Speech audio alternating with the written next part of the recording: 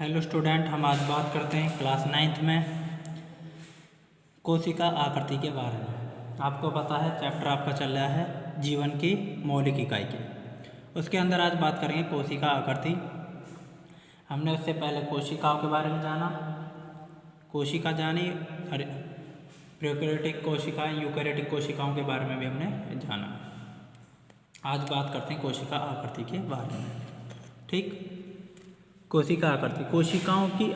कोशिकाओं का विभिन्न आकार व आकृति होती है। कैसा होता है? कोशिकाओं क्या होती है? विभिन्न आकार व आकृति होती है। सामान्यतः कोशिकाएं अंडाकार होती हैं। ज़्यादातर जो कोशिकाएं होती हैं वे कैसी होती हैं? अंडाकार होती हैं। यानी कि कोशिकाओं की जो आकृति है वह विभिन्न होती है। मैंने बताया विभिन्न होती है आकार और आकृति, और उनका अलग अलग कार्य होता है। ये भी हम पीछे वाली क्लास में देख चुके हैं। और ज़्यादातर जो कोशिकाएँ होती हैं वे कैसी होती हैं? अंडाकार। कैसी होती हैं? ज़्यादातर कोशिकाएं अंडाकार होती हैं। इसमें आपकी नंबर और ये भी हो सकती हैं, लंबाकार हो सकती है, खंडाकार हो सकती है, मंडलाकार हो सकती हैं। ठीक, क्लियर? लंबाकार, खंडाकार और मंडलाकार की हो सकती हैं ये। क्लियर? इनकी मैंने कुछ आपको इमेज, आपने पीडीएफ देखी होगी, पीडीएफ में इमेज मिलेंगी आपको। पीडीएफ आपके पास पहुंच चुकी है, उस पीडीएफ को भी देख लें।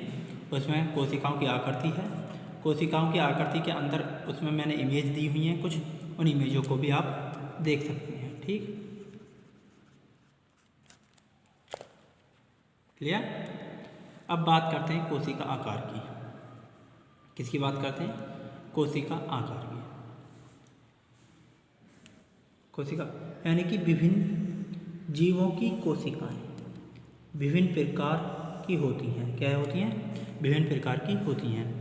यानी कि विभिन्न जो जीव हैं, ये विभिन्न प्रकार के जीव हैं, उनमें अलग अलग प्रकार की कोशिकाएं पाई जाती हैं।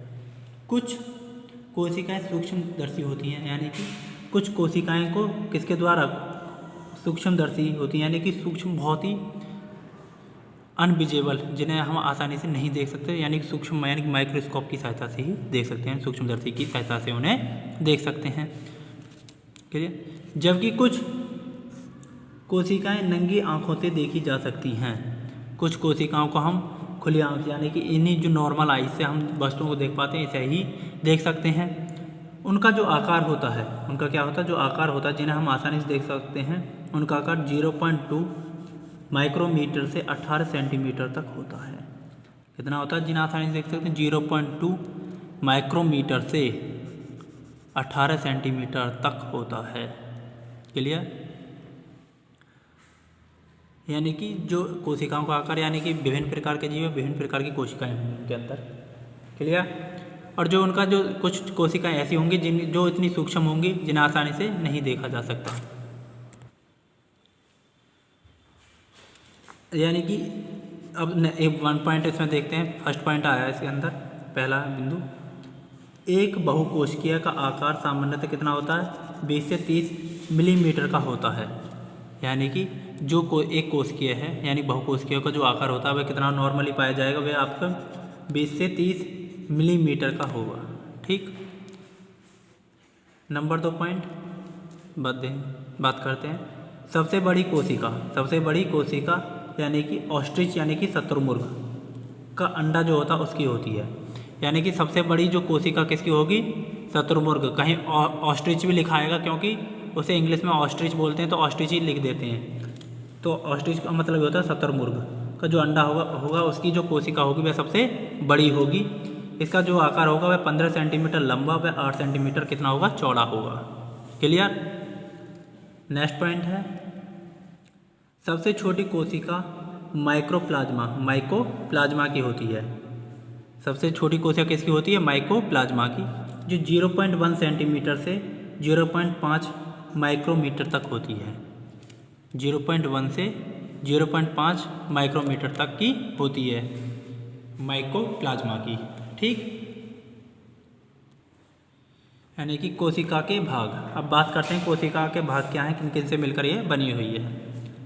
कोशिकाओं के विभिन्न भाग कोशिकांग अंगक कहलाते हैं, यानी कि जिनसे मिली होती है उन्हें कोशिकांग अंगक कहते हैं, जो कि विशेष कार्य उत्पन्न करती हैं, यानी कि विशेष कार्य विशेष कार्य संपर्क करती हैं, यानी कि अलग अलग कोशिका का अलग अलग कार्य होगा, उन्हीं के आधार पर इनको बांटा गया है।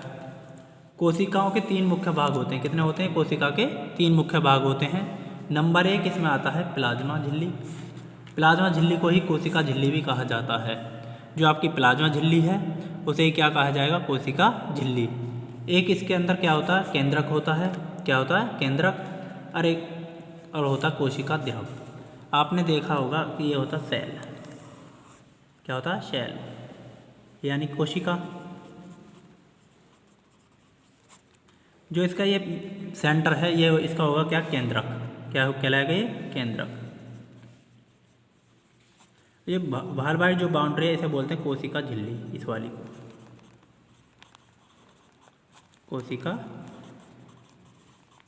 कोशिका झिल्ली। जो इसका आउटर भाग है इसे बोलते हैं कोशिका झिल्ली। जो इसका ये केंद्रक है इसे बोलते हैं केंद्रक या न्यूक्लियस। जो इसका सेंटर है उसे, और जो इसके अंदर द्रव भरा होता है, इसके अंदर क्या होता है? द्रव होता है। जो इसका जो द्रव होता है जेली लाइक होता है। कैसा होता है? जेली लाइक, जो मैं पहले बता चुका हूँ। इस द्रव को बोलते हैं कोशिका द्रव। इस द्रव को क्या बोला जाता है? कोशिका द्रव। क्लियर? ये सेल यानी कोशिका है पूरी। इसका जो सेंटर है केंद्रक कहलाएगा, और जो इसके अंदर जो द्रव भरा हुआ है उसे बोलते हैं कोशिका द्रव, और जो ये आउटर एरिया इसे बोला जाता है कोशिका झिल्ली या प्लाज्मा झिल्ली। ठीक, अब बात करते हैं कोशिका झिल्ली की।